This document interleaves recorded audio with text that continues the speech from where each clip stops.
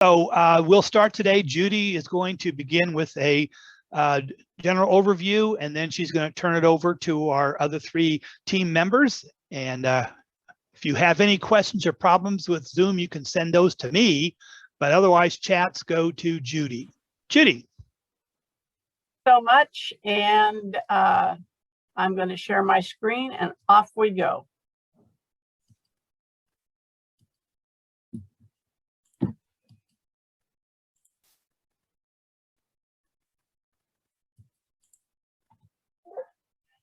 And this is our Mailchimp Wednesday workshop. If anybody has any ideas for future workshops, I would appreciate it. John and Bill would appreciate it if you would put something into the chat box with a title, or gosh, I do this thing that I really like to do, and I'd like to do a workshop or a virtual technology conference presentation. Much appreciated if you do that. So what in the world is Mailchimp? It's a nice free, and the word is free, app. You can have up to 2,000 subscribers that you can send emails to. You can send to all of those 2,000 people every day, up to 10,000 a month. And it gives us the ability to create, manage mailing lists, newsletters, automated campaigns, and more. And it lets us have full control over what we're doing with it. And they call it marketing. Well, you know, we are marketing our group, what we're doing with our groups to our members. And if you're sending them to guests, it's letting them know about what you're doing at your meetings and your SIGs and things like that. So, hey, maybe they'd like to join you. And instead of just using an ordinary Gmail for your meeting announcements, whatever you send out to your members, you can fancy them up with Mailchimp. All you need to do is create an account. They have way cool and easy to follow directions for designing and your message. They have the templates that you could choose from. If you come up with a nifty design and that's the one you want to use, you can save it as your own template. If you come up with different templates, like for meetings or SIGs, again, you can save them to be your very own. And they call them creating a campaign. And a campaign equals an email. And you can add your logo, anything.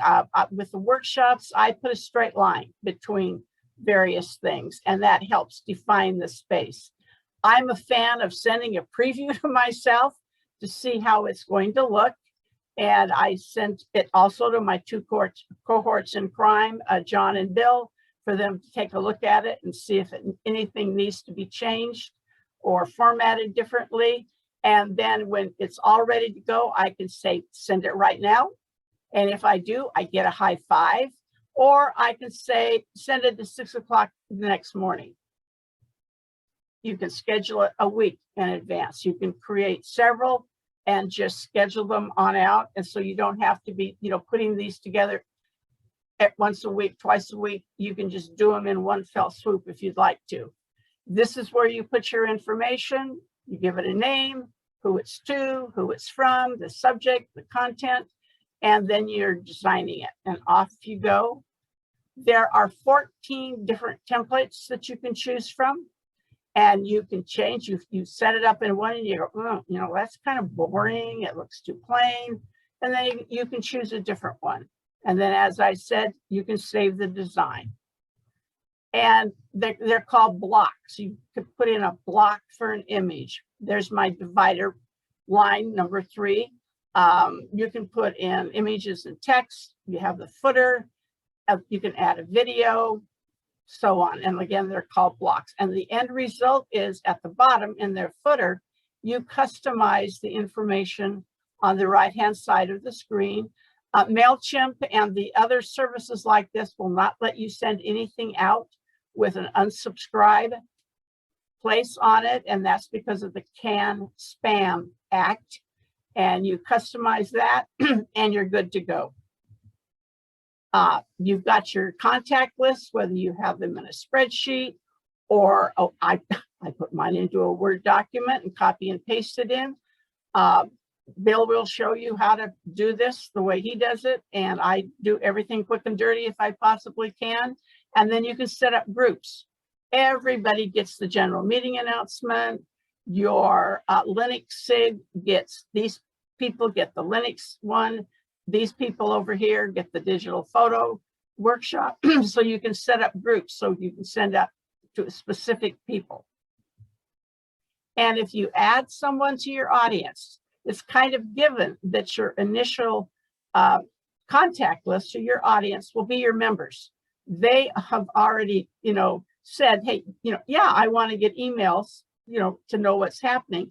But if you have a new person that comes along, and make sure that you have their permission to send them messages so they don't come back at you and say, hey, you didn't ask me. I don't want to receive these. So it's suggested that you send them an email letting them know you're adding them to whatever you call your list, and ask them to reply to the message to make sure the contact information is correct. And like the Central Kentucky Computer Society has, they have a Mailchimp sign-up form on their website. You can track all kinds of things. However deep you want to get into this, there's something for you to track. You can find out who opened the messages, which links were clicked, the total recipients, how many successful deliveries you had, the number and percentage of people who opened it, the number of percentage of people who clicked on a link, and all that. If it's opened, you kind of get a star by your name, and it'll say, opens it every single time or opens it half the time. And then there's the half of the people on your list who never open anything. And this is for the March email that I sent out about these workshops. They went to 1117 recipients. It's a combination of anybody who has attended a VTC, a workshop, and all of the folks listed in APCUG's membership database. And you can see 53% of that number opened it, 67 clicked through to something, and I had 1,101 successful deliveries. Clicks per open. So however you want to, put this information together and use it, it's there for you. And you can look at all of your campaigns, see how they've done. They contrast and compare them for you. And this is it. 37% often open them, 27 sometimes, and oh gosh, 33% of the people that I sent to rarely or never open anything. And you also find out who unsubscribes and your bounces. The first time I sent this out in February, I got 6 bounces, and I went, really? And Mailchimp let me know. And they let me know who they were, and I looked at them, and I knew how many. I knew 4 of them, and I know that they attend workshops and VTCs all the time, and plus they get the regular APCUG emails that are sent out. The other ones I knew were just one-time only workshop people. So I sent an email to all 4 of them and said, hey, Mailchimp let me know you unsubscribed. And 3 of them said, really? I did not subscribe. I don't remember clicking on anything. One had forwarded her email to the members in her group, and obviously somebody had clicked on unsubscribe at the bottom. So I said, the next time you do that, I would take that part off. And one local member said that he hadn't unsubscribed. He had just changed his email address. And so I went into Mailchimp, and there he was. So then I removed him from the list. But I haven't gotten any unsubscribed since. But if they're regular, users of all of APCUG stuff, I will get in touch. There are bounces. It tells you which emails bounced and so forth. And I looked up soft bounces and hard bounces, and they seem to be the same. It's kind of general, like you get from Gmail. The email box, it doesn't work. The ISP has blocked it for some reason, but mostly there's nobody at that email address. And I often find that people key their email addresses in incorrectly when they complete the form. So I'd ask everybody to please double check after they've keyed their email address in, just to make sure you don't have a comma instead of a period, or you left the M off com, or you have an extra letter or number in your first part of your address that is incorrect. And this is the bounces, and you can see soft and hard. And like I said, I couldn't find any difference between soft and hard. People on that list there's several of them, they always bounce, whether we send a Gmail or anything else. And one gentleman on the list, the group just let me know that he passed away.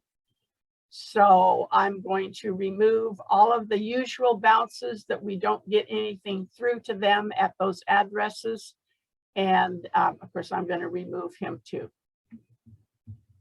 So these are some of what our group's Mailchimp and constant contact mailings look like. This is from the CENTCOM in Kansas City, and they have all, very informative of what's going on for the following week. And this newsletter, in addition to all of their SIGs and everything that happened, weekly, they have tips, so to speak, on, hey, you might want to click through to this Consumer Reports article and read what it's about. This is Sarasota's. Sarasota uses constant contact for their marketing campaign, so to speak. They have their classes, their workshops, their forums. Click there and you can read their March newsletter. And trending this week, they have a piece on their website about what's trending this week, and that is links through to that. And they put the APCUG stuff in theirs also. Here's Oklahoma City and what's happening this week. And there's an article about LastPass and its changes, and another one on, I love this one, Zoom fatigue. And Bill includes several of these type of things to how to geek or make use of things like this. And he also links to our other computer clubs that they can share meetings. And then at the bottom, he has all their SIGs and their meeting for the week. And they meet every Thursday, so they have something going on at least once a week. And then he always has a tip, and he always has a funny. And this is Cajun Clickers, and they use constant contact also. And this is one that said, click here and you go to our newsletter. And oh, by the way, here's the information about our monthly meeting. And also on the left, information about their office. Central Kentucky Computer Society, they say there's a link on the left that goes to the workshops for that week. Their information on a Saturday thing they have, the Shamrocks in the middle. Click on it, you go to the newsletter or their meetings or their classes. And on the right is information about their upcoming tech night. They do not call their general meetings, they call them tech nights. And they're the group that has the Mailchimp sign-up form on their website. And you can create that in Mailchimp. And this is Westchester in New York. And they have a laundry list of everything that's happening at their group every single week. And let me tell you, they are a very busy group. They also include the information about APCUG workshops. And I imagine that next week's bulletin will have information about the Backing Up workshop. And they would like to change their name from general meeting to whatever. And they've asked the members, please submit some entries. And they're always looking for extra money. So have you signed up for Amazon Smile? They also have funnies. And then you'll notice the technology news and tips, that's compiled by Pierre. He often adds his own, but if you'll notice, Gary and David have both submitted interesting articles that people can click through to. And it's got the link to APCUG and their Facebook and their Instagram accounts. Green bites, and Dorothy's going to talk about this after Fitch puts their newsletter or her newsletter in and sends it out as a Mailchimp. And I am finished and stopping sharing. Over to the team to do their thing. Judy, this is Pierre. Can I say a couple of words about soft bounce versus hard bounce? Oh, yeah. In my experience, they are not the same. An example of a hard bounce is an email address for a user that does not exist. That's a hard bounce because you can't recover from it. And Mailchimp will actually take that particular subscriber into a separate category. A soft bounce can happen when there is an internet connection issue between different hubs to reach that particular user, or the user has a mail quota and has reached his or her quota and therefore cannot receive any additional mail. So that second occurrence can be corrected in time, and therefore it's considered a soft bounce. Thank you. Okay, which one of you guys is going to start? Unmute yourselves and go. Bill James. Thank you.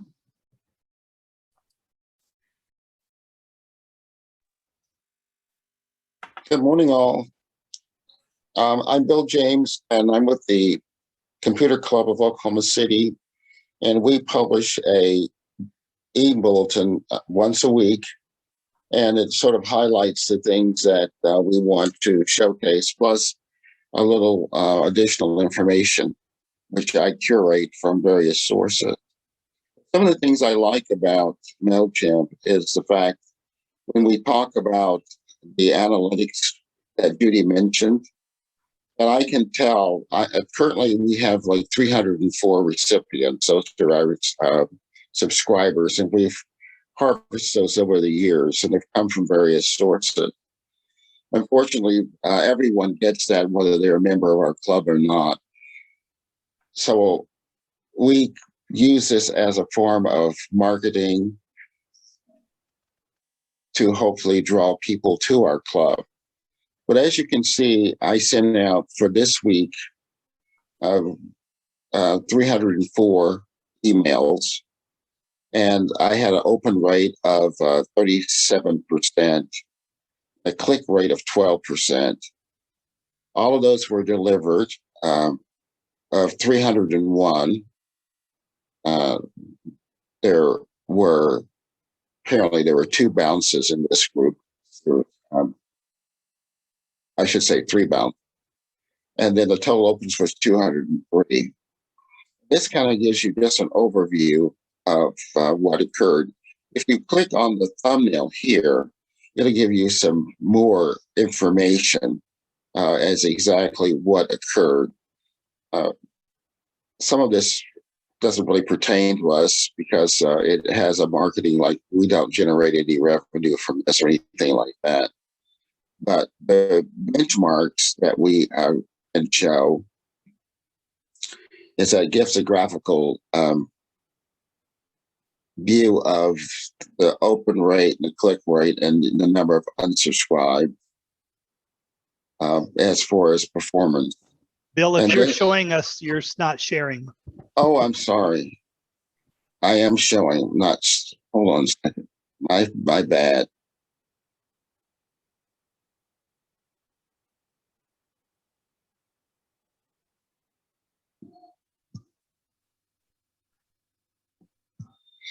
Okay, now can you see my screen? I will go back a little bit here. Go for it.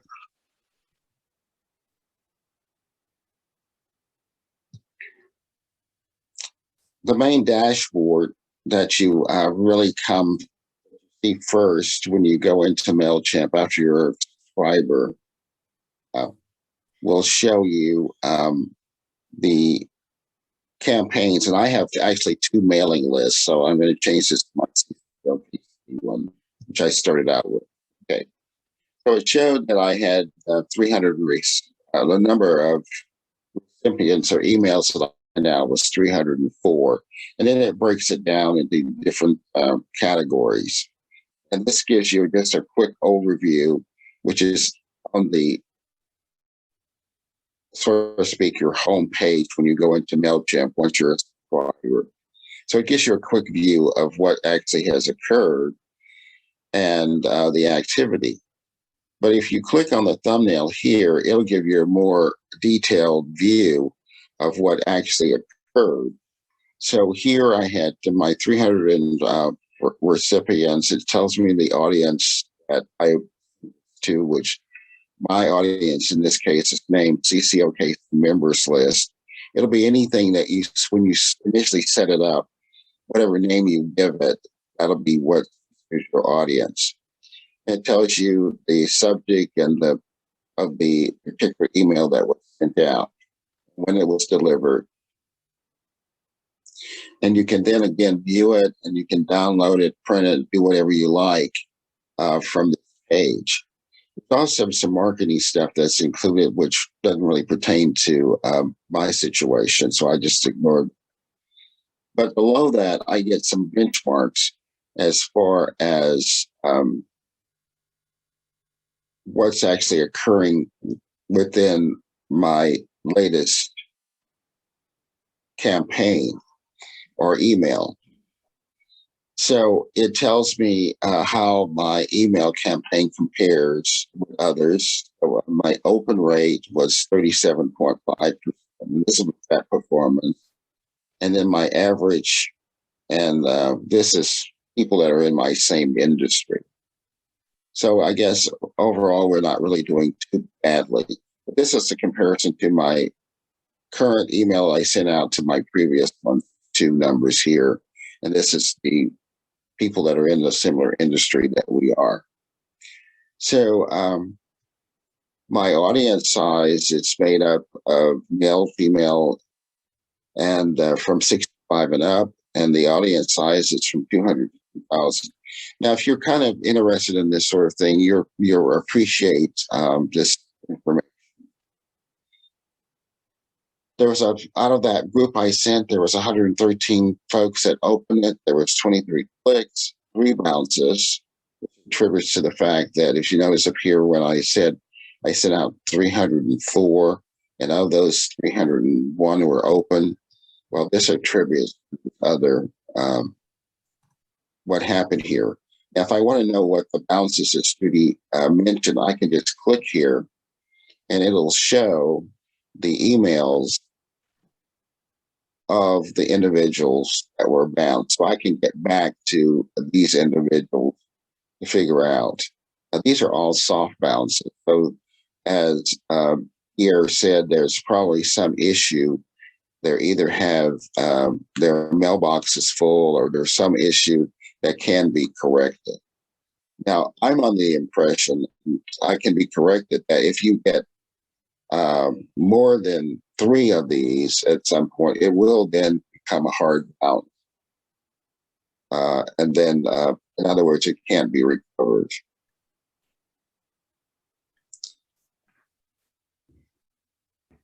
I can also export this information to CSV if I need to, if I want to be able to use it in some other method. So here we're showing the activity, and then there's also, I'll go back to the overview.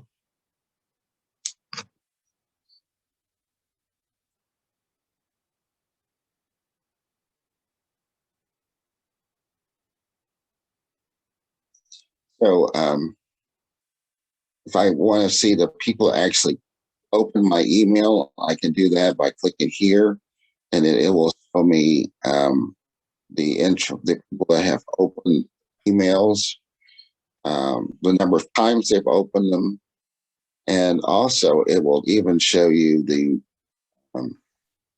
ranking. In other words, if these people are consistent viewers, they will get a number of stars. And if they're consistent, they'll end up getting 5 stars.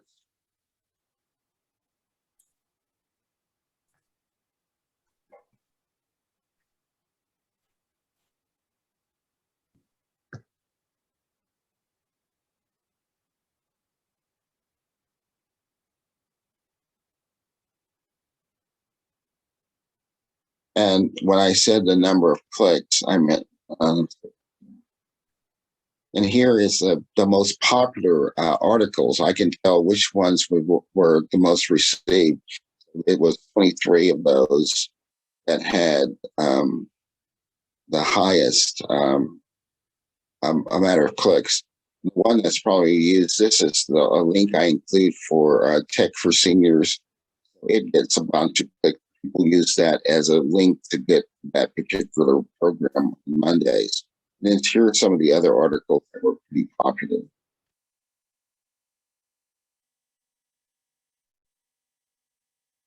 Now, one of the things I find that I do is I use a tiny URL, so I don't actually, I have to click on that URL. And see, that was the one that was actually, that was popular.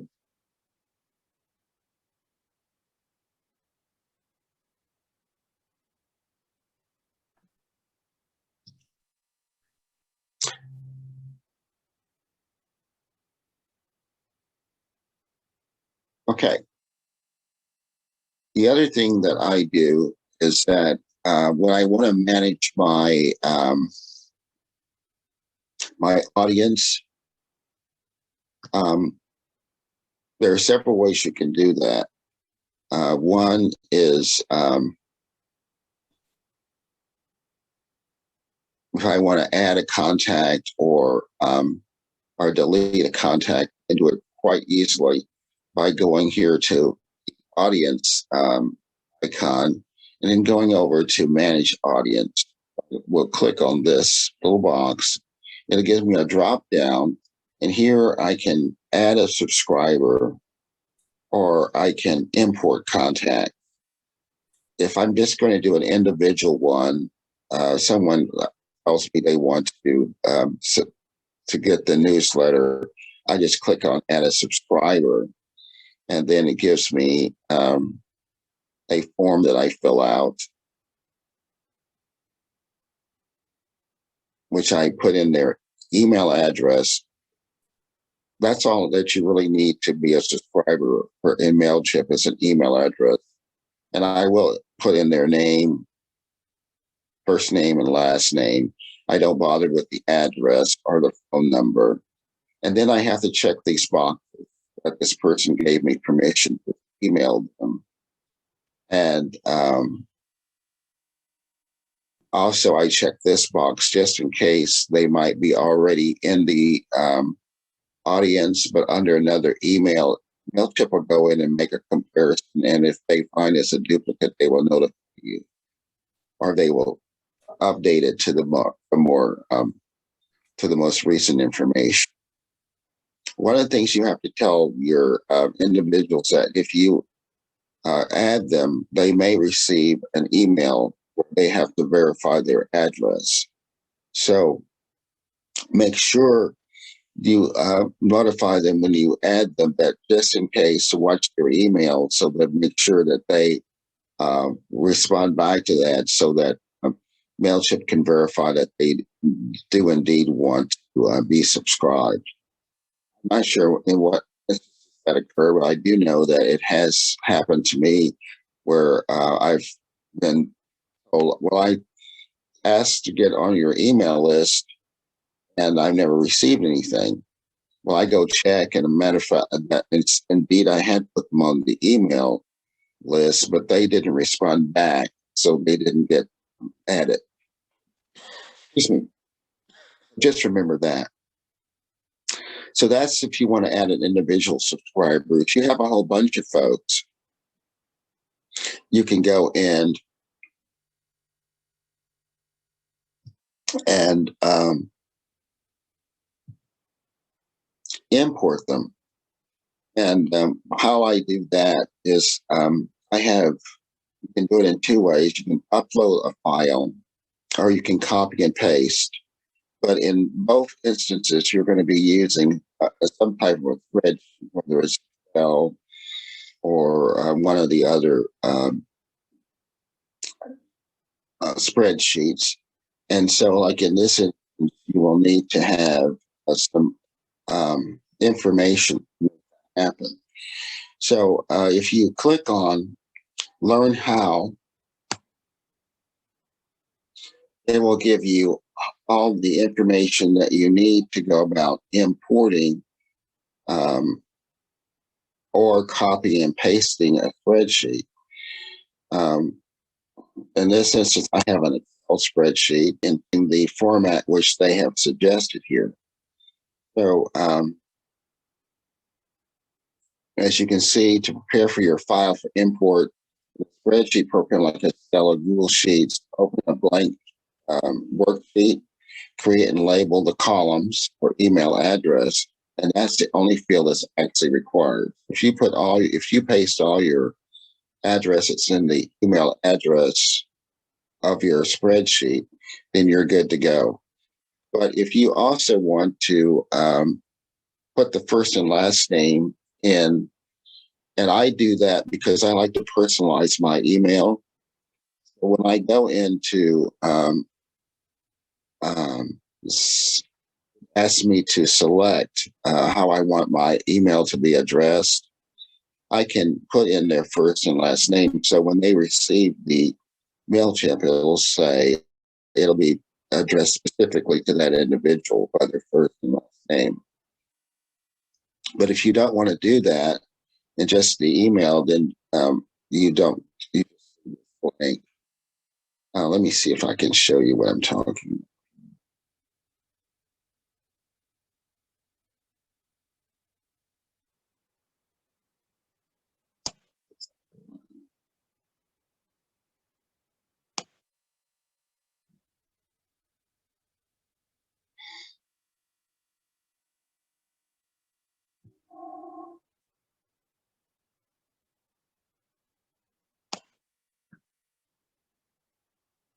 So I'm going to go to campaigns, and I'll show you what I mean when and when I start to create my email. So I'm going to do here, click on create, and I think Deb will show you a little bit more about this, how I address mine on my audience.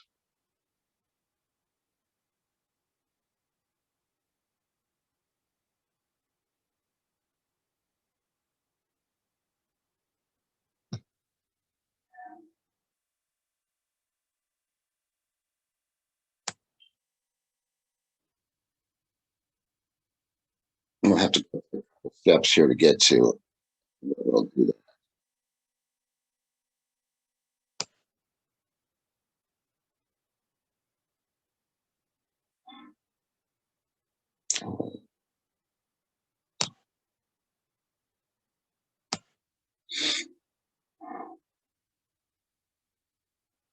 I think I have one already started here that I can use.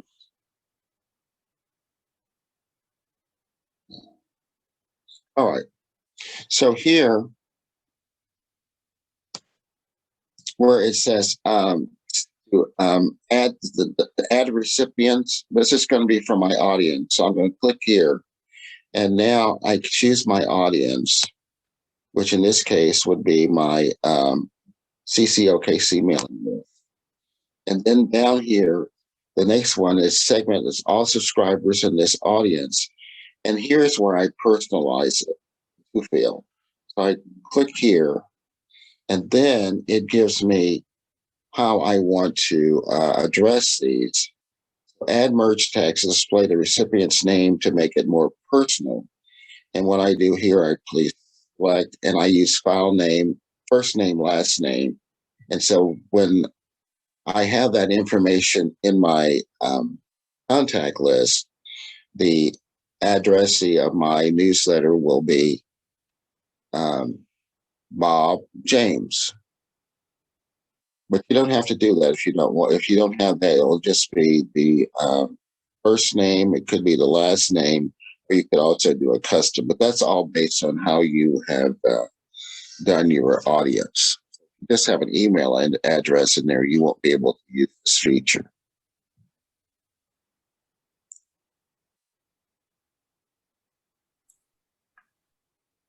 Good afternoon. I'm Deb Meisels, Westchester PC Users Group in New York. Okay, and I am to show you how to put together your bulletin or newsletter. Here we go. So we said, are we on, can everybody see? We good? No, you didn't share there. I didn't share screen. Right, hold on a minute, please. Wait a minute. I'm a newbie at this, so I need patience.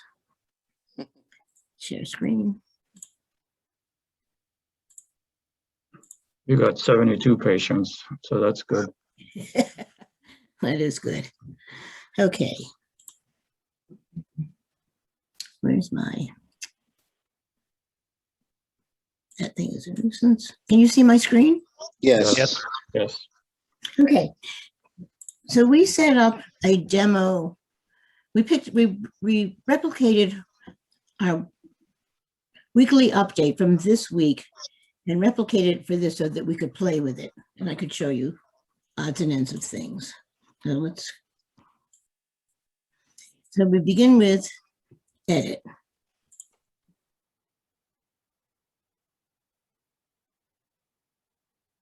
And let's move this again. Okay. So Bill has taken you through the beginning of this. We set up for our president. If we need to edit it, we can just come in and we'll get into that place and edit it. There is a save. Oh, these things. We finished doing that. Then there is a save. Where didn't I see it? You gotta scroll down. Yeah, scroll down, right. And then we put in our date. Actually, we put in the date 3 times, which is almost nuisance-y, but we do it.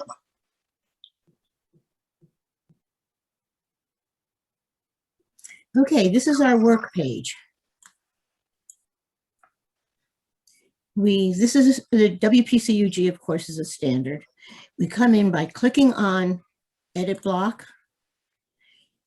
We work on the right, but what we do is shown on the left. Where are you going? Come back here. There we go. Okay, what we do is shown on the left and we work on the right. This is already set up and we would do save and close on this section. Our next, let's bring this down. The next thing that we have is we show our schedule. We have a wonderful schedule. We are busy 4 nights a week with workshops every week. Well, maybe 1 or 2 weeks we miss one night, but we're incredibly busy. Okay, so here is this current week. Yesterday we had beginner windows. It was well done. Here's Renew, which is a weekly workshop. They've been just wonderful. They refurbish computers. I won't go into too much description here. They're 2 leaders, but they have a lot of people joining in. Okay, and then tomorrow we will have digital cameras, and that's always very informative. We're lucky to have these people. And so every week this changes, except for Renew. That is a consistent workshop.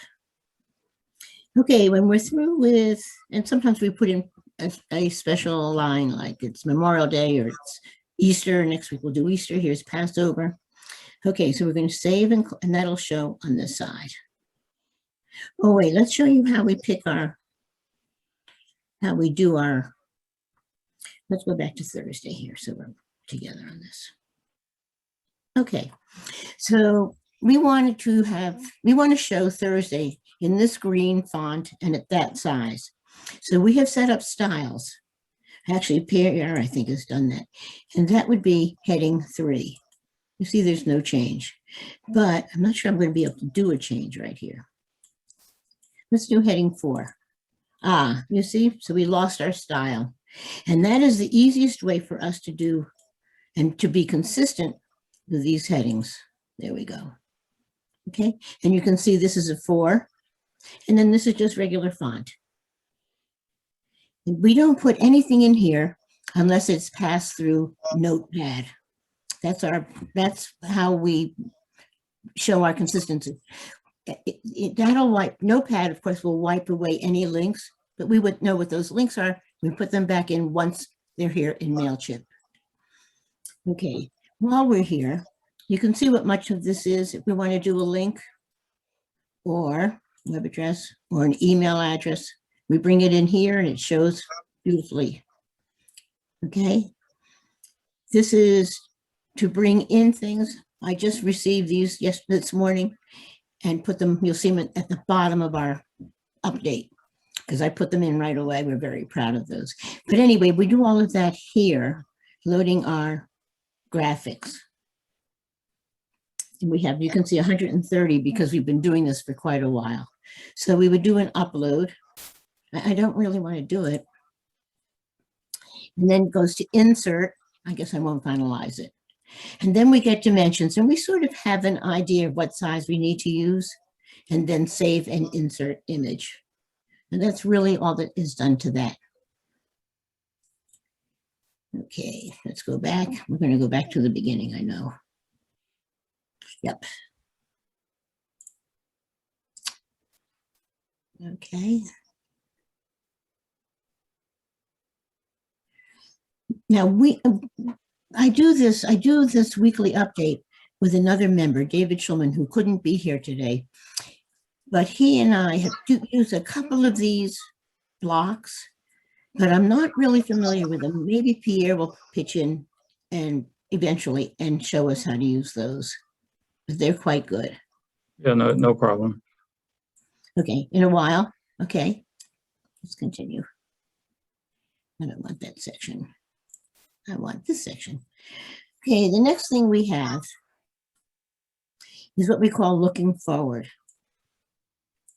And all we do is show the calendar, the dates for the next workshops. You see how busy we are? We're just wonderful club. It's wonderful. So this is set up for next week. This is last week's weekly update. It's set up for, this is set up for next week and the following week so that people can plan and be with us. Now, next week, we will show general meeting and we will show who will present to us and we'll give much more information. Okay, so that is looking forward. Let's scroll down. We have workshop locations. That's just standard. Give you a moment to read it. Of course, right now, everything's on Zoom, so we don't have anything in there except Zoom. Oh, God bless Zoom. All right, then we come to the major part, the announcements and reminders. You can see that we made a nice big thing of this Mailchimp meeting because Pierre and I are here and we have the choice to do that. We pick up the logo because we know that APCUG likes that. And then this is what we ran in our weekly update. Am I going too fast or okay? And there we are. Fine, what? it's fine, though. It's fine. Oh, good. Okay. And then because vaccines are so important and this COVID is, we have to beat it. We try to put in something every week now about the vaccines and appointments and where you can get appointments. Okay. And then we thought that we would change the name of our general meeting. And I can tell you that we have received some responses and the suggestion was stay with general meeting. So that's what we're going to do. But we have to send your suggestions to, oh, how do we do this? So let's get down here. Remember, working on the right side. Oh, you just passed it there. Yeah. I've got it. Thank you. Okay, so I would just I don't do this every month. We can pick this up. I mean, every week we can pick it up and repeat it week after week, but we would select that. I'm doing Control C on my, undo. Doing Control C, so it's in memory, maybe. Come up here, and there it is. And then we would click Insert, and there we have our link. It's a hot link. If we look on the left side of our screen, you see I'm hovering over co-editors at, and if you, I don't know, can you see at the bottom of the screen, it says, it gives the address. I don't know if you can see that now that I think about it. Okay. All right, then we're very interested in Amazon Smile because there's a little, if you don't know about that, Judy, maybe you could discuss that sometime with people, or maybe they do know about it, but we get a little bit of a kickback, very little, but some, if people use Amazon and in our case, WPCUG, Amazon Smile. So we're promoting that. We just started doing that. This is about the second or third week that's in here. And then we have the Folding at Home, which is a major project that some of our members are very involved with. And it's scientific research to try to solve some of the health issues around the world, never mind this country, around the world. So we try to include something from Folding at Home every week. And Gary is wonderful and make sure, excuse me. Oh, and Gary is wonderful and make sure that we get those reports. It's very important for us. And you can see that we're consistent with our typeface. It's always the same. We like doing that. Okay, I'm going to save and close this section. That's the end of it. It's very difficult getting enough material in that announcement section, especially now that we're online. There's no feedback, or so little feedback. So David and I just scratch our heads and we come up with stuff, and sometimes we repeat, sometimes we change the heading, sometimes, see, I'm very happy because we're going to do March 31st. Actually, it's done already for next week's issue. And Mailchimp is out. But it's very hard to get material. Okay, then we put in a further interest a couple of months ago because we really wanted to inform our members about the COVID-19 and where they could get vaccines and what they needed to do and to stay home, all of the things that we all know about. So that went in here. And then because tax date was just changed, we now have included this with a link. I don't know if you can see the bottom of my screen where the links are showing. Yes, it's showing. Oh, good. Thank you, Pierre. Okay. Then we have good and welfare. Let me close that section. Okay. Good and welfare. And this is our little, if nothing serious has happened with any club member, you know, illnesses, operations, deaths, we put into good and welfare. And if nothing, thank God, has happened, then we put in jokes. So this is this week. And we refrain, this is the one I really love. Okay. And those are easy to put in if you, there we are. And see, I could actually take this out. You just click on it and delete. And then you go back into this little square contact thing. And you can select whatever you want. This is in for this week, so I'm not going to show you that, but I will put this in. There, we just decided to insert that. And then we need to size it because 1482 would be everybody's weekly update. So let's do a 450. And the height will change. And then just scroll down, save and insert image. And there it is. Now it's part of our, it's the simplest thing to do to insert graphics. Okay. Okay, I'm going to leave that because that's a winner for me. Save and close. Okay, let me put in a little bit about your mask, wash your hands, because that's what we need to do. And these are standard. These are basically boilerplate. Website, we hardly ever change because that's what it is. There's nothing to change. Here's our membership, how to join, renew your membership, connect to Zoom, and every couple of days we come in and we change that number. And I think it's up to 556 right now. Okay, so, but we do that. That's for our members to keep up with us. Security notice. Okay, and then Pierre is going to speak about his technology and tips. Okay?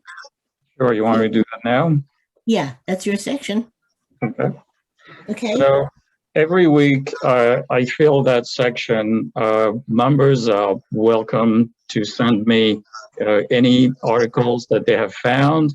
Hopefully they send me something that is recent and relevant. And then I add my own. If you scroll down a little bit, I give credit to whoever sent me something. And then I add my own. Keep scrolling down. Keep scrolling. There we go. So now there's no more credit because those are the ones that I added myself. I used to go through 5 or 6 different websites, but I now limit it to 1, 2, sometimes 3, because there's no point. Usually members send me so many articles that I don't even need to add too many on my own.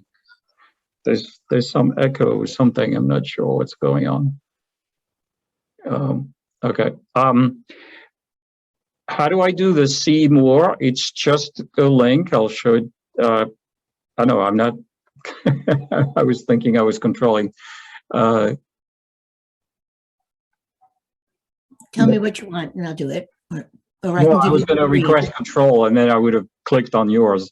But All right, let me give you the screen. okay. All right. Let me share my own copy then. Okay, fine. Yeah.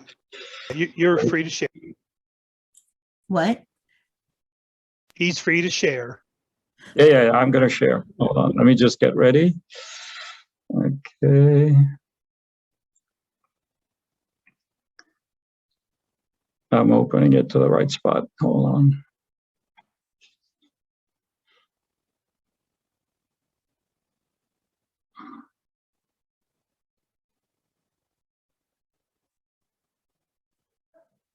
There.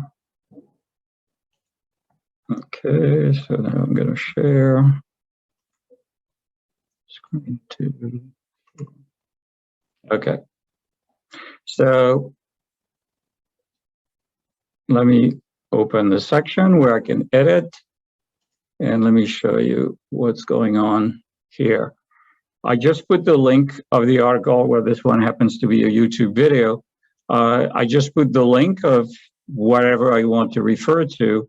And you don't see the link, you just see a see more. I put a little teaser right there to tell people what it's about and incite them to keep reading. Okay, so it's a fairly easy process. I first collect that information into a notepad file, and then I turn this into bold, this into italics, and then I put the link and so on. So that it's convenient for users. Okay, and they don't need to see the whole long HTTP blah blah blah blah blah. It's just a short link. All right, so that's how I feel that. Okay, if you could scroll down and I'll finish on your page. Okay, it's the same thing. So then we include our contacts and links. There are different departments, so to speak. Here's our join. We make sure that stands out a little bit. Okay, then scroll down a little bit more, please. It's almost the end. That's what I want. Okay, thank you. Okay, then we put in our, so people know who the co-editors are. There's Pierre, and it goes out over his signature. And we have our links to important other groups. And we just received these today, so I'm very proud of them. Too bad it's so small. Make them big. Make your screen large, enlarge your screen. Those two things. Oops, I'm moving them. I shouldn't. Yes. It doesn't matter. I just positioned them today. Okay. And that's it. That's our newsletter, our weekly update. We do Well, it should every, I talk about the style thing? yeah, let's do that. Okay, so let's go back to a section here, which has different headings. The top here is a H1 heading, schedule is an H2 heading, and Tuesday, whatever, Wednesday is an H3 heading. We don't set the colors or the size every time. We set it in the style section and it's saved and we don't have to worry about it. Okay, of course, since I don't do this every week, I keep forgetting how you get there. One sec. And I've never done it, so I can't help. Hold on one sec. I think there we go. I need to know. Wait. I know what's going on. I need to save this. Now I can go to style. Here we go. Okay. There are different areas where you set those things, but let me go straight to body because that's the one that we care about. No, actually, it's not in body. It's got to be in.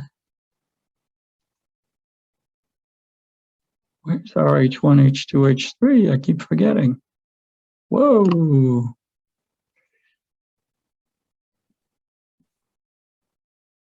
There it is. It's in page. Okay, so H1 is going to be in font size 32 pixels with this color. It's going to be bold. It's going to be centered. The line height and the spacing is normal. And then the H2, which is, if you look at schedule on the left, is a slightly smaller size. It's a different blue. It's still bold, but it's left a line. And then H3 is the date in green. And yet a smaller size and a different color, still bold and left a line. And then H4 is, for example, on the left where you see beginner windows, yet an even smaller size, and it's black, bold, and so on. So that's how we set it. If we were to change this here, it would change everything in our weekly update. We don't have to go for each individual item. So this is where you set your formatting. Notice the blue ribbon here on the left. That one we changed. Let me show you a different one. The blue ribbon, everything used to be blue. We used that. That's the color that we used to use. But we have different colors for different kinds of messages. So I'm going to open and show you in the process how you can search for a different thing. I want to go back to finish later.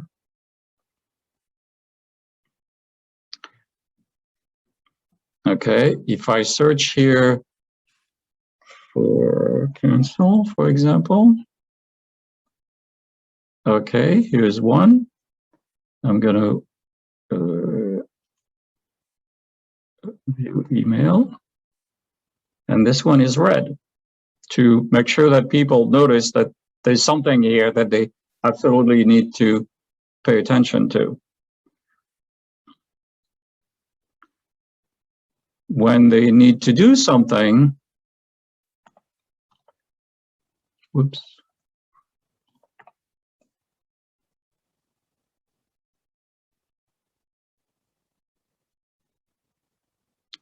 We have a yellow because action needs to be taken.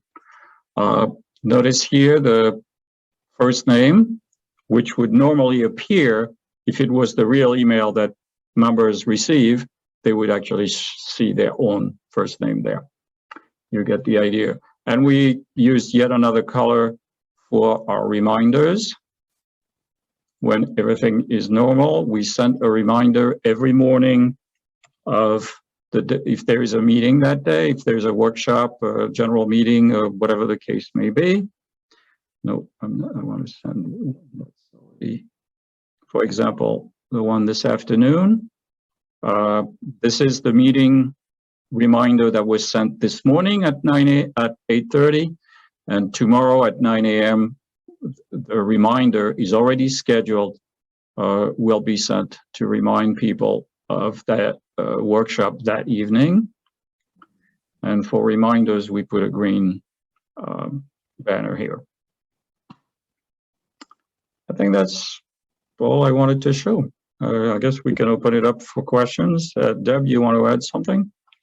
No, I think that was good. Thank you, Pierre. Terrific. We can get off the screen.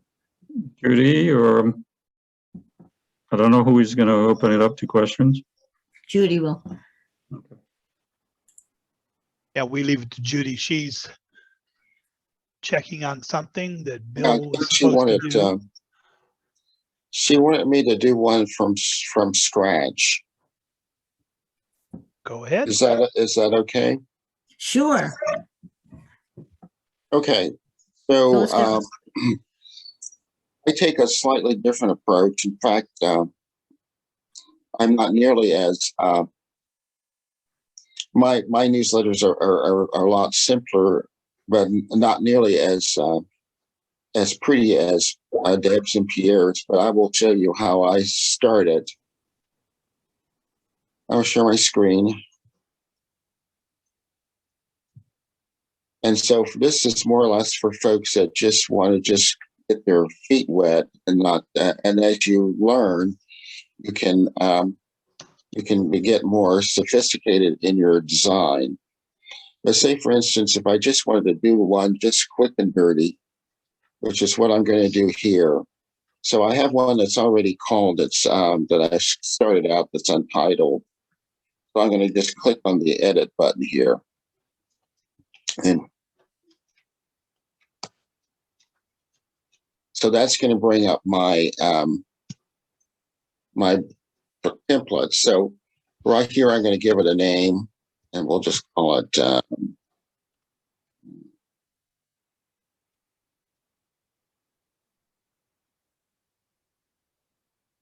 and I'll do a save right here. And then I'm going to add my recipients. Now, this is the audience I've already created or imported in Mailchimp. So I'll add recipient. And then I'm going to choose my audience. So this is my CCOKC mailing list. And then, of course, the next thing is all subscribers in the audience. There are several ones you can choose from. Unless I'm mistaken, Bill, you're not sharing. Oh, yeah, I'm not sharing my screen. I was. Yes, he is. Oh, okay, yeah. You are. So there's several ones that that you can choose from, but the default one would be all subscribers in the audience. You could go in and select others later, but that's for another time. As you get more familiar with Mailchimp, you can then go in and do those kinds of things. And in the personalized field, as Pierre mentioned, the personalized to field, you can select that or not. I prefer to do that because I already have it set up. So I'm going to do personalize, and then I'm going to give the merge tag, which will be first name, last name. So mine will show the two will be to Bob Smith or wherever. And then I'm going to save that section. Now it's come to the fact that I want to give it a subject. So I'm going to call it this week. And I might want to write a little preview text that says, here are the things that are happening or the events that are occurring at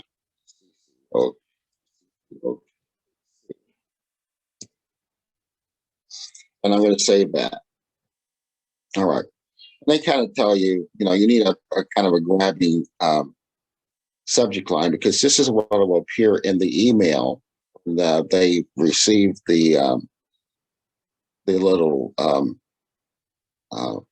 when they receive their email, this will be the preview text as part of that.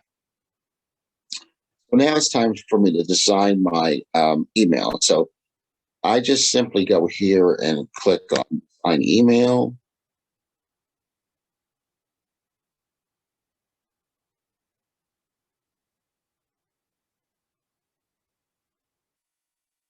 And I just take a basic template here.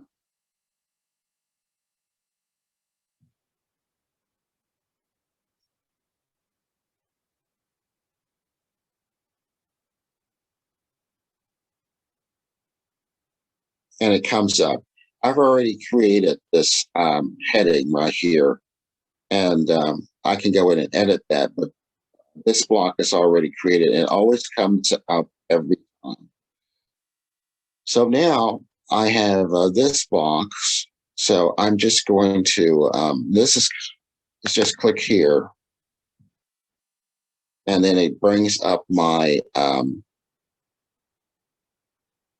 as Deb said, you work on the right side, and then this is your, what you see is what you get on the left side.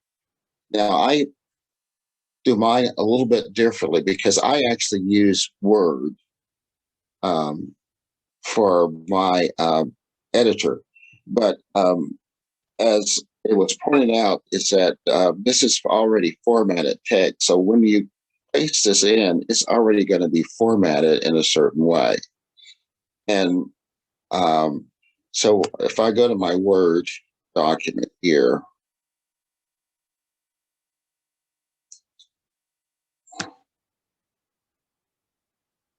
I'm just going to use one I've already created to save time. So this is the one that I have. And what and notice I've already just typed this in Word. And Pierre told me the other day something I really should do. I'm using my links to my articles, and I put them in a tiny URL, and I actually paste those into the Word document rather than hyperlinking them here suggested. But we can do that also. But all I do here is just take this entire document and just copy it.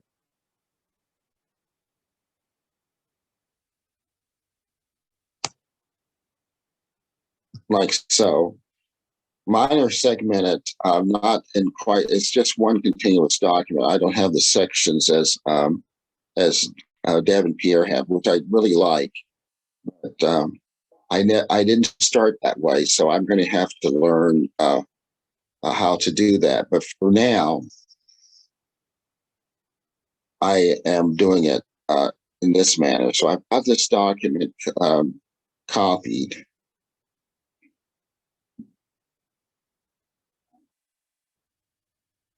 And here, and this is where I get into trouble. What I've learned is I will just give a couple lines here, and then I will just paste it in. And this is where I go in and actually do the edit. And I do it from here. I'll take this block out because it's going to make huge. And then I'll come down and then bring that back up. Now I want to center this, so I'll just put my cursor there and I'll just center that. And then I'll go down. Oops. Deb said we're going to have a lot of oops. And so then, like, I have these as separated. Maybe it's not the best separator in the world, but they serve the purpose when I was doing this. And then I'll center those. I'll go down. I might want to also, at this point, I will want to bold my some of my headings here.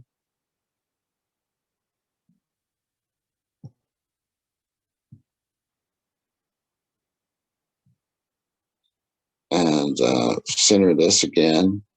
But I think you get the idea. So this is just one that was really quick and dirty.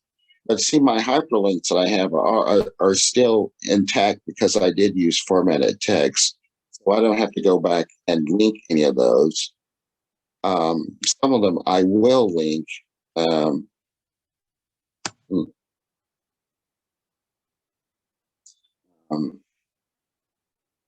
Like here, this is an error which I have found. I don't know exactly why that happens, but I correct it just by deleting it.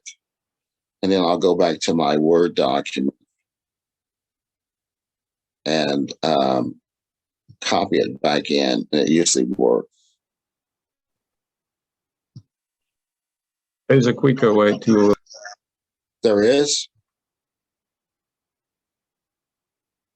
Pierre, you're muted. Muted. Sorry. Yeah, there's a quicker way to fix a boo-boo. You simply click the undo button. Oh, Rather than trying to fix the problem, just undo and start over. and one of the problems with I think that I have with that's really something that was put in by the import. When I copied and pasted it, it caused that to happen. So if I did an undo, it wouldn't have undone that particular problem. Yes. This is a formatting issue. Now that's the way it should be. And rich text does not always carry well from one rich text editor to another, and you've just experienced that. Yeah. Word being a rich text editor and Mailchimp being another rich text editor, unfortunately, I'm not sure which one does not adhere to standards, but somebody is not. Playing well together. But anyway, but as I go through that, I just go in and do my formatting. I'll make it, be standard, but the fonts and everything will stay the same, even though I have just copied it out of Word. And as I say, I'll go in and make all of these consistent, and mine is just one continuous feature. In other words, mine are divided up where it's like this week PCUG events, and this is I always put in the Monday Tech for Seniors verb and the link for it. This is our Tuesday program we're having.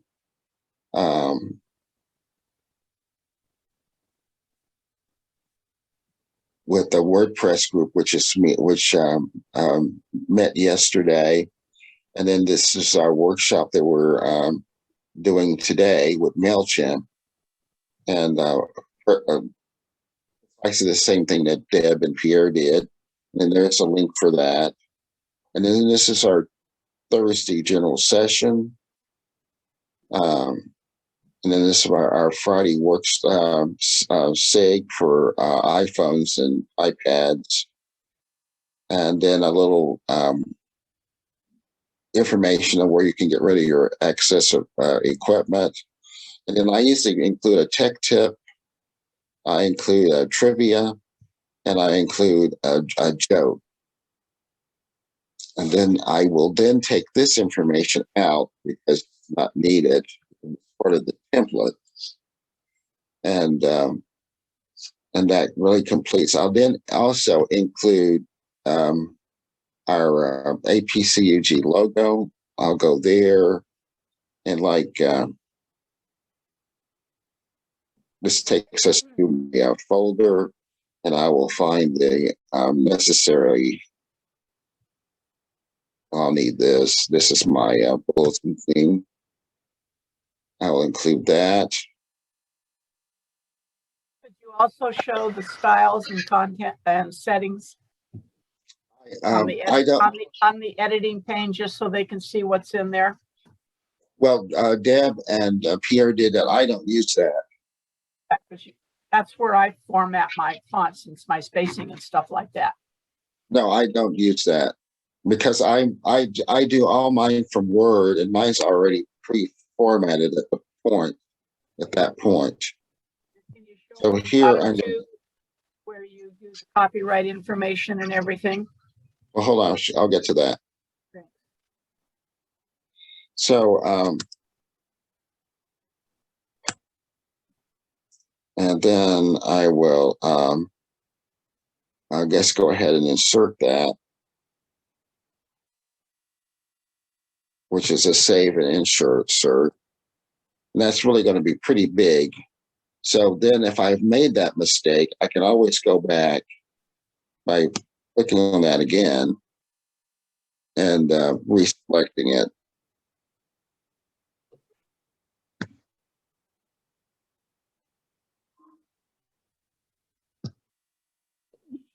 If you had double clicked on the image itself, you would have come right here with your already changed size, which you could have edited right now. Let me do that. I'll double click that. Okay, right. There you go. And so now I'm just going to make this probably 250. Yeah, something like that. Then if I click in here, it'll automatically resize the height for me. Right. And then I will do a save and insert. And now I have that. Now, on the left side of here, this is where the disclaimers are at the bottom, which I went in and formatted at some point, and that always stays. I never have to go back and do that anymore. It's this area here. I've gone here and edited this, giving our mail address, where we can, you can update your preferences to subscribe or unsubscribe, and that's all in this box. And I never have to mess with that anymore. And that's all the information. I just fill in the blanks, and then it will save that. Now, also, this little box right here gives me some information that I can go in and edit my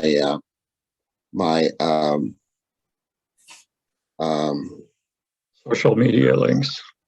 Yeah, special media links. We don't have a Twitter account, so I just go here and click and delete that. I put in my Facebook link, and this right here is for our website, which in this case it defaults to Mailchimp, so I just change it to HTTP. CCOPC.org, and then I just put Computer Club website.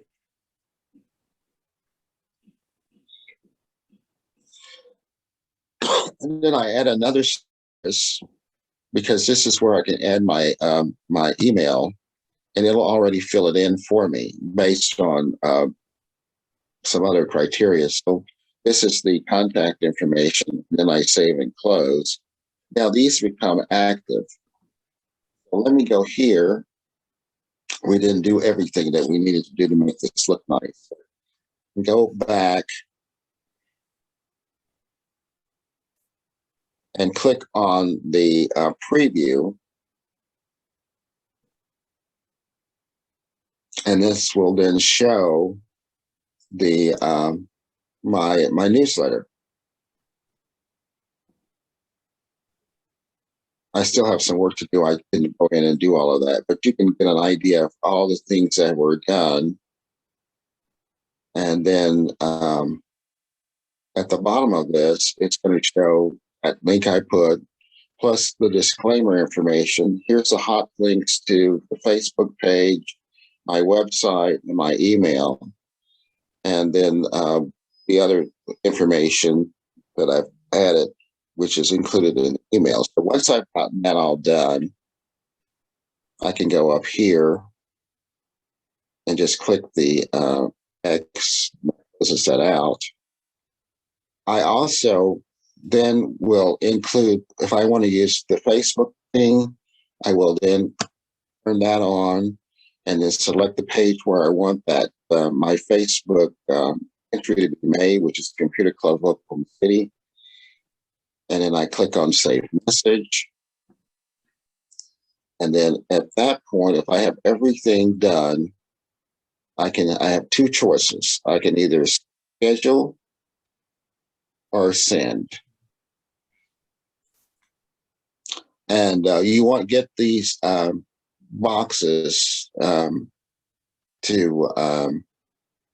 do these two functions unless you have all your green check marks checked. So it kind of gives you go ahead. Now, may I show something even on your page? Yes, sure. Okay. So could you please go back to your main copy? Yeah, your design.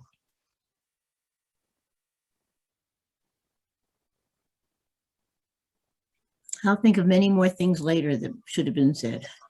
Oh, that's fine. Okay, if you can see at the top, I'm using my mouse, but you can't see. In that black border, it says preview. Could you click on that, please? All the way up at the top. I'm pointing on my screen. Next to continue, come all the way up. No, come over to preview, left. There you go. Yeah. Okay, and enter preview mode. Now you see yours will look like what you actually do, but ours, we check it just for consistency and type fonts and spacing, all of those things. So we come back in and we look at the preview, right? And you can see that's the desktop version, but you can see there's a mobile version in an inbox. We're never happy with how that looks, but when it comes through on my phone, it's perfectly okay. Yes, yours is doing better than ours. The mobile preview is never accurate, but the end result is good, so we don't worry about it. Right, but we do check desktop. Okay, if you come back up and X this out, you're looking at yeah, thank you. Okay, go back into preview. The second thing we do is send a test mail. Whoops. Nope, go back. That's all right. Come back to the X. Oh, that's right. That's all right. Come back to preview. I don't know why you can't see what I'm pointing to on my screen. Just joking. Send a test email. If you click on that, okay, and then we can actually see what it looks like in our email. Yes. And that's a great help. And I have these, I send one to myself and I send one to another member. He's the one that does most proofing. Right. So David Schulman and I send to each other, and Pierre eventually comes on when he puts in his last section, his technology, his links, and he sees it then. And then he's the last one to look at how it goes. But we do these checks.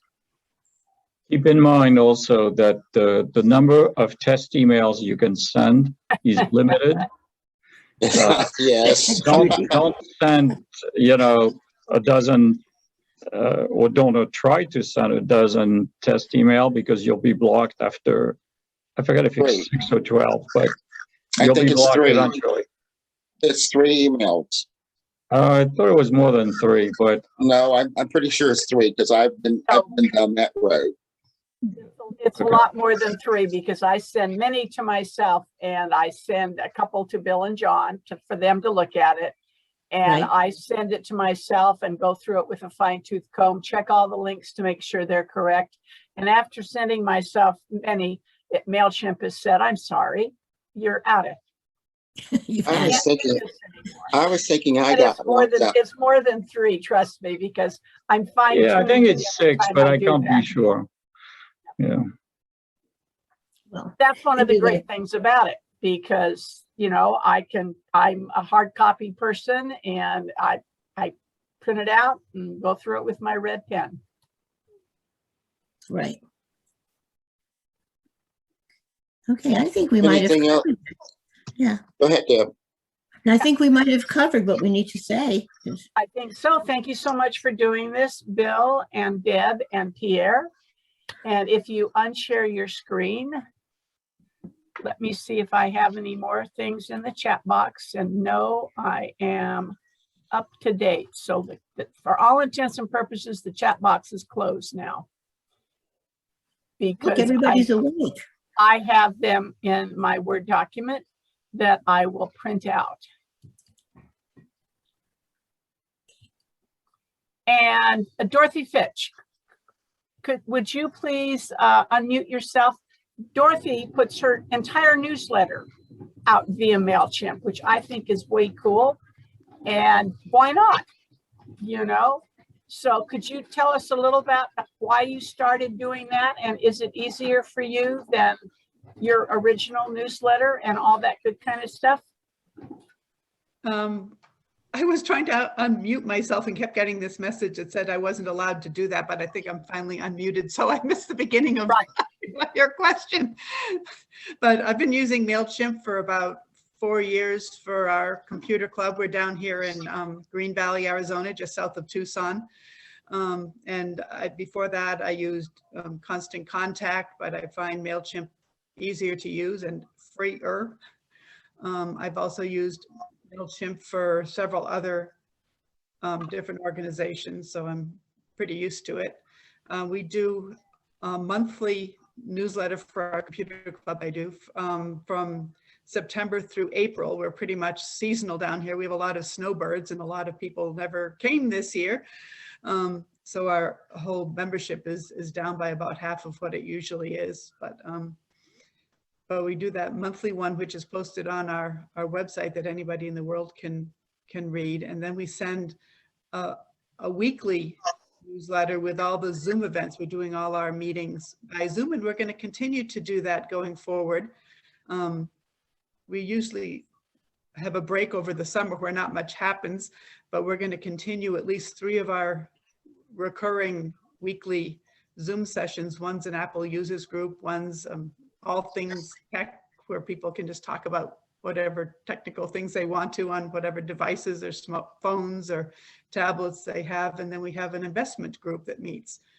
And those will continue over the summer, but we're going to take a pause on our special ones. We have gotten a lot of guest speakers recently, a lot of them from the Speakers Bureau from APCUG, and those have been great. Thank you, Judy, for doing one on Monday for us. Just a couple of notes. I'm a big fan of using tags in my Mailchimp list so that all the current 2021 members are tagged as those, and we only send our Zoom emails out to them, but I still have people tagged as 2020 members. And so in January and February, we send out, I send out an email to people who are not tagged as 2021 because they've already rejoined, but to people who were tagged as 2020, so that the people who didn't renew yet get a separate email message that not everybody gets. And I like using tags for various reasons. One thing about the limitation on the number of test emails, what I've found that works well for me is that when you do a preview, and we saw that a couple of times where you can just look at the email and how it's going to appear to people both on their desktop or in their mobile phone. What you see there is at the top, it says view in a browser. And if you do a right click to open that in a new tab, that shows it in a browser window. And every time you make changes to your newsletter and refresh that tab, it shows the changes. And when I'm sending out my newsletters for review, I send them a link to that draft so they can keep checking it to see the progress, and it doesn't count toward, test emails. So I find that handy. Another thing that I've learned over time in both Constant Contact and Mailchimp is about the open rate.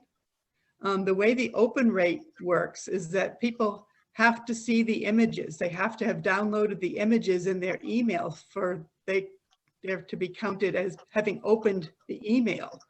So if you've got, as I do on my computer, I don't download the images. I can usually read all the emails, and if I don't care about looking at the pictures, that's fine, but it won't have shown up to their email provider as my having opened the email. I've seen cases where people actually click on links, but they don't show up as having opened the email. So your open rate is probably a lot higher than what Mailchimp reports, which I find kind of interesting. And I recently read that now Apple products have their pictures downloaded by default, but other PC users have it not downloaded by default. And it used to be the other way around. It used to be that Macs never showed up as opening as frequently as PCs. But anyway, just to take that number with a grain of salt, and don't worry about people who don't open their emails, because they may be reading every single word of them. So I concur with that, Dorothy. so I can only hope so, okay? but I don't know. I enjoy using Mailchimp. I use Outlook, and Outlook strips away padding that you may add to photos or images that you put in your newsletter. So I usually take an image and add extra white space around it so that people like me who use Outlook don't have the text bumping right up against the images. But that's sort of an advanced topic that I'm requiring, using a graphics program to add the extra white space. I found that Mailchimp has very good help resources if you don't know how to do something.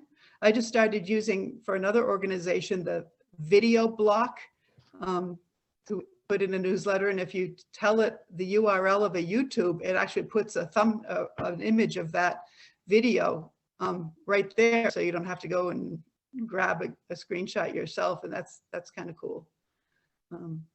But just, if you're using Mailchimp, just explore all the different features. There's so many things that you can do with it, and you just have to sort of poke around and find them.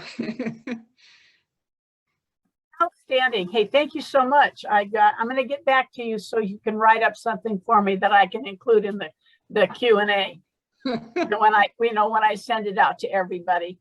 That's it. I'm going to start reading the questions, and whoever can answer it, feel free.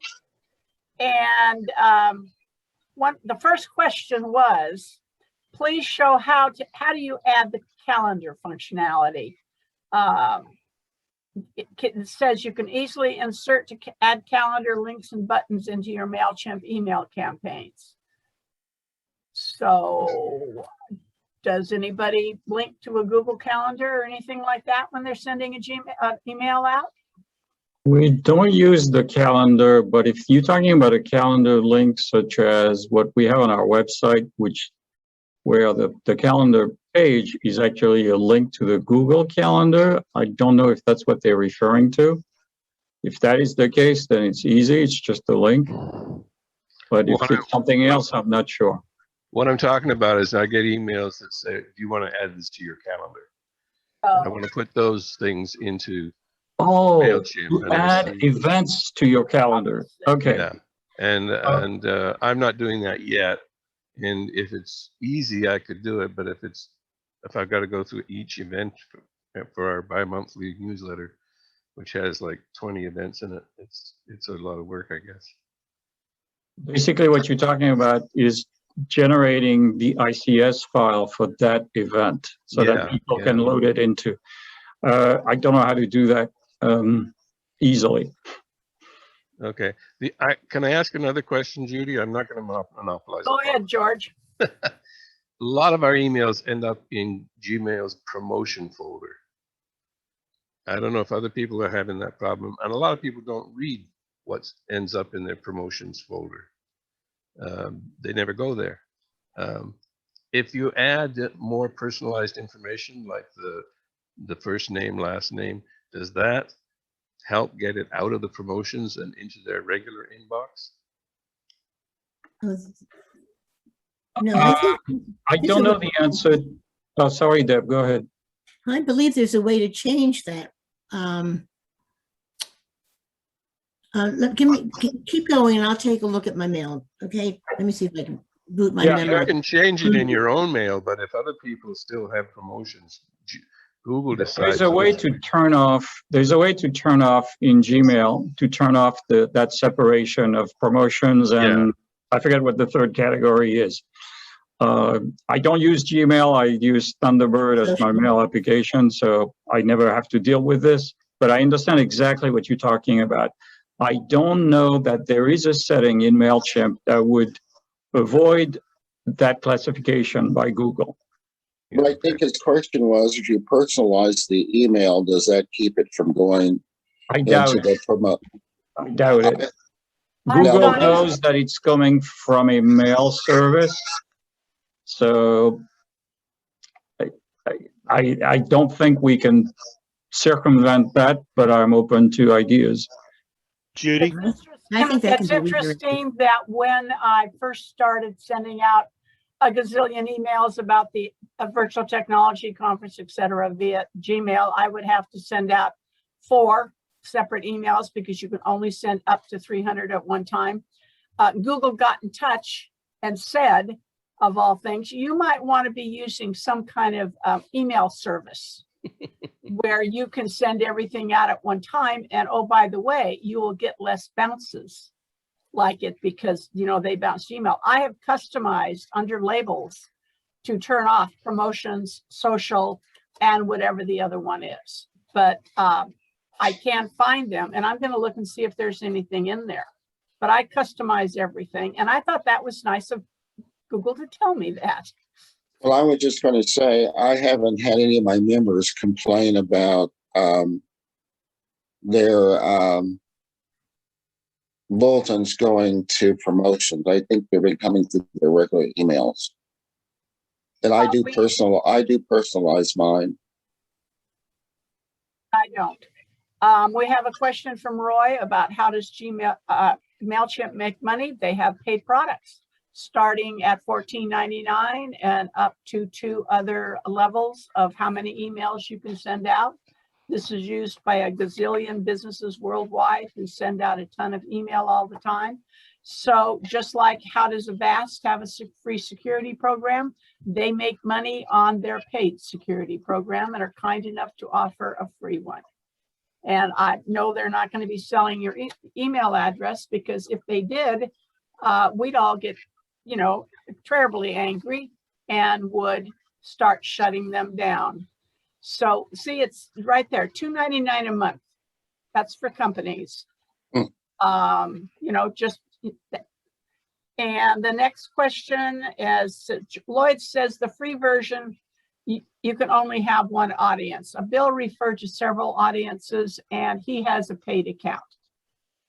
He tried to send out more than 2,000 emails one time and apparently Mailchimp bumped him up to a paid account and he doesn't mind that. So that's how he can have. And my answer to that is, if I want a different audience, I just create another Mailchimp account. I have one for push and elections and things like that. Elections gets used once a year. If you do not use an account for X number of months, Mailchimp gets in touch with you and says, hi there, you're going to use this. And if you're not, it's out of here. So be aware that if you do set something up and you're not going to use it anymore, just go ahead and shut it down. So that answers 3 questions. I'm surprised by what you just said, Judy, Why? because I think we have 2 audiences in our free account. Well, 2 people said they looked it up and in the chat here and said that with one you can only have 1 audience. We definitely have 2 lists. I'm trying to find where you switch to the other list.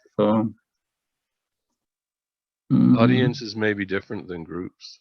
No, I'm not talking about groups.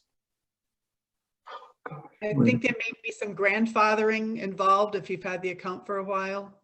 There it is, current audience. Oh, yes, there may be some grandfathering, absolutely.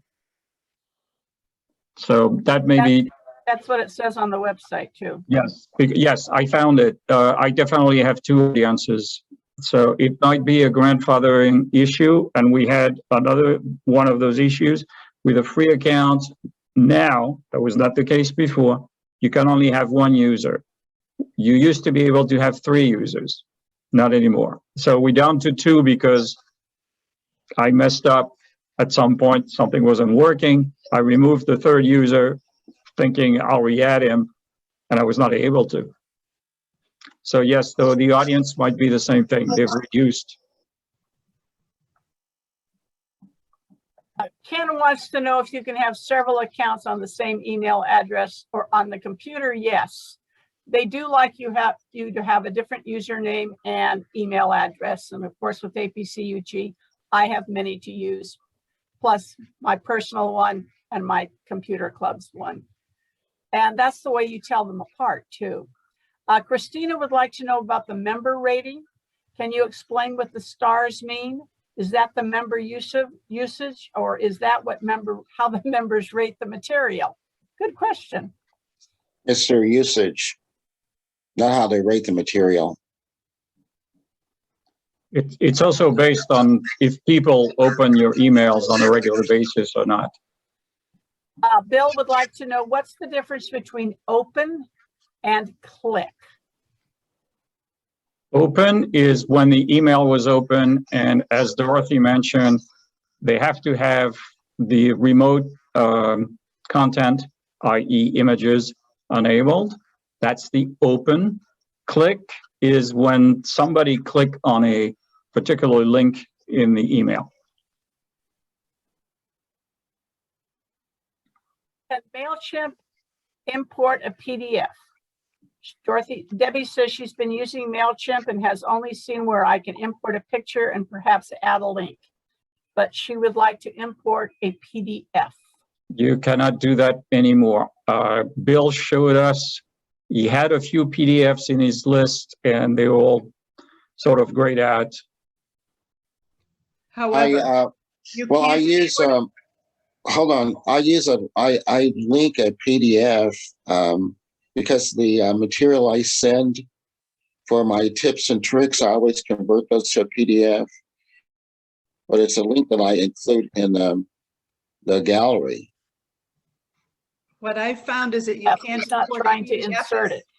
You can't Pardon? import it the way you can a graphic, but if you make a link, Yes. one of the options under website and email is file, and then you can navigate to the file on your computer and import it that way. Exactly. So insert the link just like you would a website and scroll down and see where it goes. And we answered Rose's question about, do you have to do your entire Mailchimp email in the body of it? And no, most of us just import from something. Another question is, would it be a good idea to copy and paste it into Notepad and all the formatting is completely stripped out and then paste it in? And the answer to that from the shaking heads is absolutely, because you know what the formatting is and it's easy to set it up again, but you do have to completely redo all of your links. And there is a button on the formatting section to paste as plain text, and you copy your text into there and it brings it into Mailchimp with no formatting. Well, I'm the only one that's actually using Word to do that, and I find that easier in my case. We use Notepad. Yeah. And I think, Deb, I think you told them where you got the color for your text. Yes. Styles. Pierre has set up, or somebody has set up our headings. Yes, I did. Yeah. Yeah. That's what I showed, what I was hesitating where to find it. It's a settings that will apply to all your headings in your document. So you don't have to do it each time. You simply type your piece of text and then you say, okay, it's on H3, it's on H2, it's on H4, Okay. whatever. Okay, but in that toolbar, maybe we should go back in for a second. In that toolbar, there is a place you can select what color you want. So it doesn't have to be so uniform. We try. Of course, you can overwrite whatever is in the global settings. You can overwrite anytime you want. Let me share again.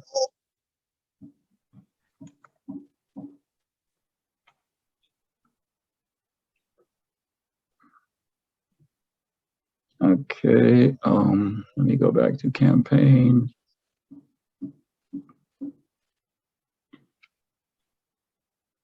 Whoops, I didn't click on campaign.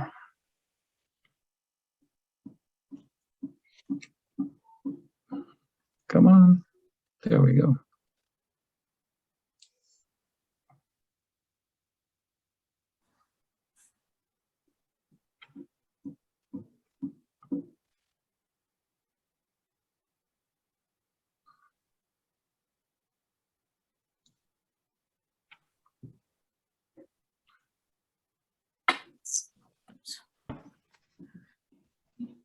The reason it's slow is that it's usually kind of slow, but when you're doing it with Zoom, it's even slower. So let's say this heading, the Wednesday, I want to change it to red because it's a special whatever, for whatever reason. So I'm going to pick here the text color, and I'm going to click red, and that's it. That easy. I can also change the background color if I feel like it. This. So yes, you can override any settings you want, which is already in your global settings. You can overwrite anything. But sometimes you need to do clear styles. To You go need back sometimes to the clean out. yeah, to go back to the global settings. Right. You might have talked about this, but my question is how did you get the bar on the left to match your logo? That's a good one. Okay, so the person who sent me the logo told me what the colors were in terms of RGB. And then when I changed the colors here, I applied the exact same numbers. I think that's way cool. Yes. How did you get the bar there in the beginning? That was part of the template that we are using. That's the template that we picked a long time ago. I can't even recall what it's called, which one it is. And then we designed the rest. We would have preferred it to be a little thinner, but I have not found a way to modify that ribbon. And there's 14 templates to choose from. If you get a paid account, there are even more. Yeah. Okay, let me see. Calendar. Oh, Don wants to know if he can change the name of the one audience that he has.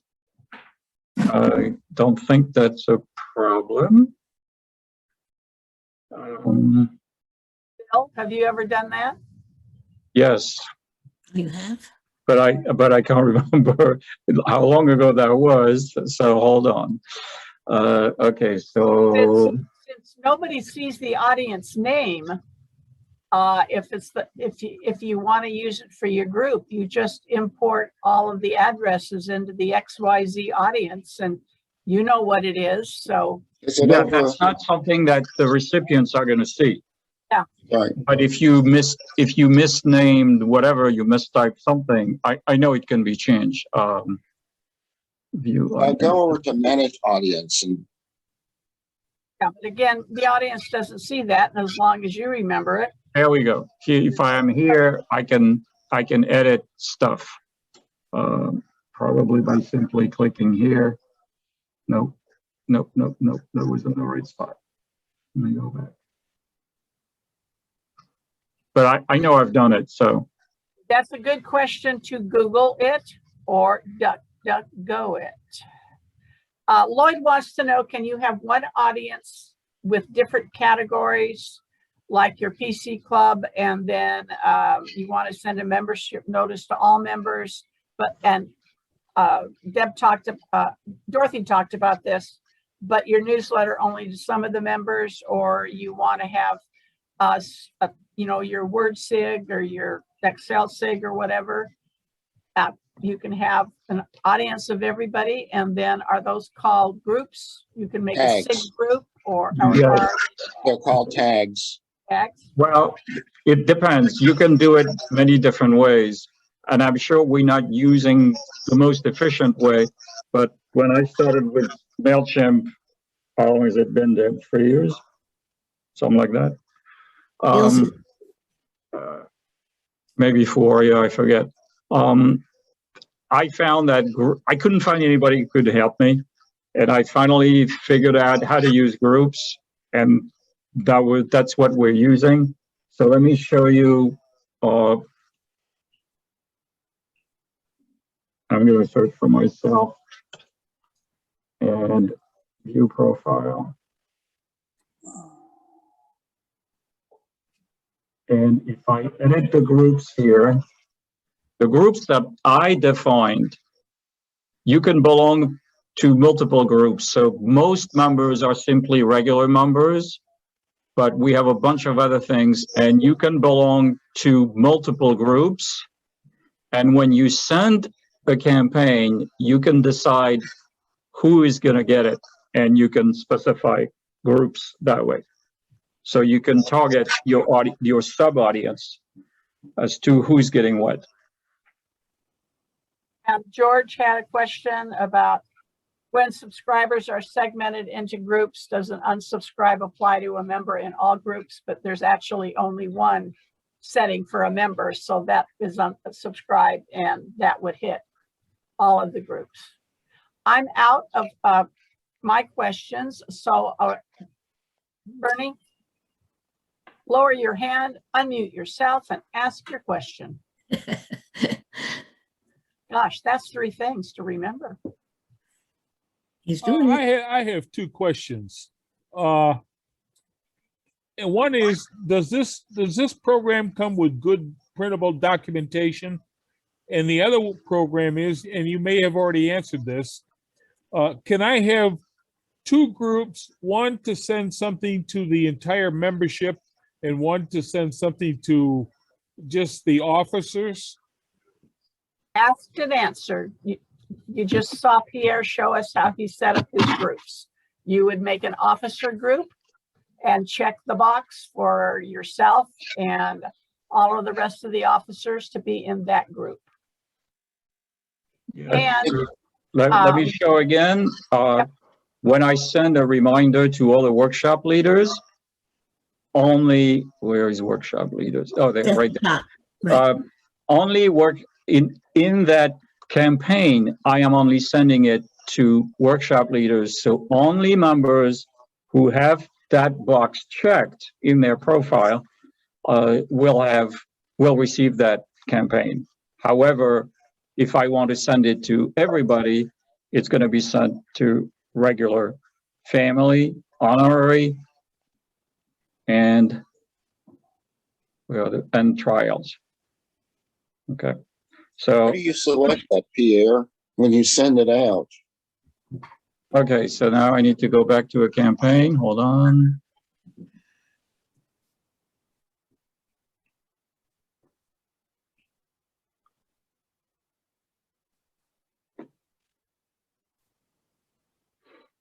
Okay, the 2 here. Edit recipients. Okay. It's going to go to regular, family, honorary, and trial. That's how you decide who's getting it. Does that answer your question? where Yes, do sir. you add? Where do you add the other categories? Oh, how did I create those groups? Yes. Is How do that you what you're create the asking? groups? Well, no, I am. I need to remember this. Hold on 1 second. That I can't recall. I haven't added a group in a long time. That's a Google it question, or I am going to include where I got a lot of my information from is Mailchimp 101. Yes, Mailchimp has very good how-to stuff, and feel free to put it in reading mode and print it out. Lloyd's got a question. But doesn't that say new segment? Would that not be Segments is different from groups. group or new? Yeah, no, it's something else. Segment is something else, which I don't understand, to be honest with you. Like I said, Google it or DuckDuckGo it. Yes, Lloyd, Dorothy. ask your question. Yeah, let's take a simple situation like a computer club. You have different SIGs within that computer club. So my question to you is, if you're using the group concept, this is fine, I understand that, and you've got a master database, for lack of better terms, and then what you've done is you've put certain people in that particular, let's say, SIG, and that's fine too. What's the limit? How many groups can you create on that free version? I don't think there is a limit in the number of groups. Oh. So I basically, don't think. I've never reached it, so I don't, but I don't think there is. That's just sorting the database. I don't think they'd care how many groups you had because it doesn't have anything to do with that kind of thing. Yes, it's just an attribute. They only care about the number of subscribers and the number of emails you sent per month. That's all they care about in the free account. Right, and that sounds pretty good to me because you could have separate campaigns. Absolutely. Absolutely. So the idea is that, okay, as long as you have somebody that's a subscriber, you could categorize them into these groups, and that's the way you handle it. So Exactly. you send out your messages to group A or group B or group C or whatever. Okay, that makes sense. Okay, for free, that's good. Oh, one last question, if you don't mind. If you have the free version, do you have to have the Mailchimp logo on the message? Yes, that's included automatically by them. We don't control it for obvious reasons. Yes, when you're a free account, they add it. Bill, do you have the Mailchimp on your paid account? I do. Yes, it's at the bottom of the page, so to speak, where the footer is, where the required information by the Canned Spam Act is. I don't think, I don't know about that you can use your individual brands or not, but on the paid account, I still have the Mailchimp logo. You can remove it in the paid account, though. You can remove it, I think. You can turn it off. Yes.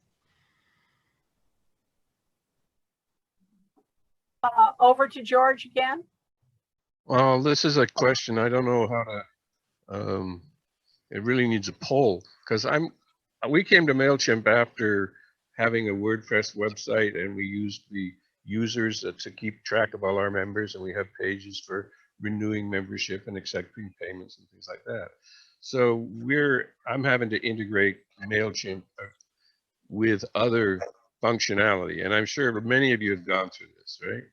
So I'm curious, maybe just by putting up your hands, how many people are just using MailChimp or using MailChimp just to manage all of their user memberships? Because that's, I think, where MailChimp wants to go, right? Yeah, that's what it's about. Well, What you are bringing up is something that I've been thinking about for the most part of the past couple of years. Right now, we have member information in 3 different places, which is a big no-no if you're an IT person. So I've been trying to potentially reduce that. We are slightly concerned about putting all our eggs in the same MailChimp basket for security reasons and privacy reasons. To be honest with you, MailChimp has gotten big enough that if they were to do anything nasty with member information or subscriber information, it would be a huge backlash for them, and they don't want that to happen. But I haven't taken that plunge to have MailChimp as our main membership database. Okay, thank you. I could, but I haven't taken the plunge. I lowered my hand. I was looking at it a different way. We have a membership database, this UGLS, as everybody knows. I find that most groups have their membership information in an Excel spreadsheet. There are very few people that use a proprietary program. I did a survey a few years ago when somebody asked the question, what are people using? We're using this, we don't like it. And there's only very few who use a proprietary database. Most people are using a spreadsheet, whatever kind you use, and that works for them, no matter how many members they have.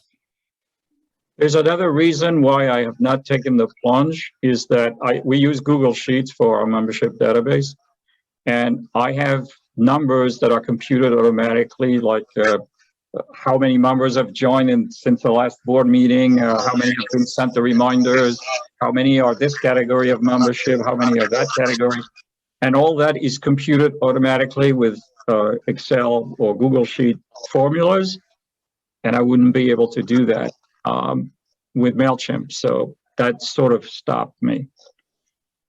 I noticed on his groups that he had trial, And if you have a guest attend, you know, back in the day, I would have a guest attend and I would hand them a printed copy of the newsletter, a membership form, and why they should join the group. And you could send, if you know, add them to your database and click them as trial. And if they don't join, then you can remove them. Our information is only in two places. It's in Mailchimp and it's in WordPress. I made all of our members users in WordPress, and that allowed me to automate some things using the website and all of that. So it just really works very well. But I do have to manually synchronize the Mailchimp contacts list with my members, with my WordPress users. Now, what happens when you go away and you don't have anybody who knows WordPress? That's why we have two other members of our club attending this session. I'm sorry, but when this is what happens, the webmaster leaves and I hear, what do? We don't have anybody that knows how to use the XYZ program. That's what you have to think at. Excel or something like that is universally something that anybody can use. Or gosh, our editor left, our editor died. What do? And I say, put the newsletter together in Word because they can't find anybody that knows Publisher. Who cares? Publisher, Word, it all looks the same as a PDF. You have to think of those things because, George, it has happened too many times when the website dies. Well, I've written some papers on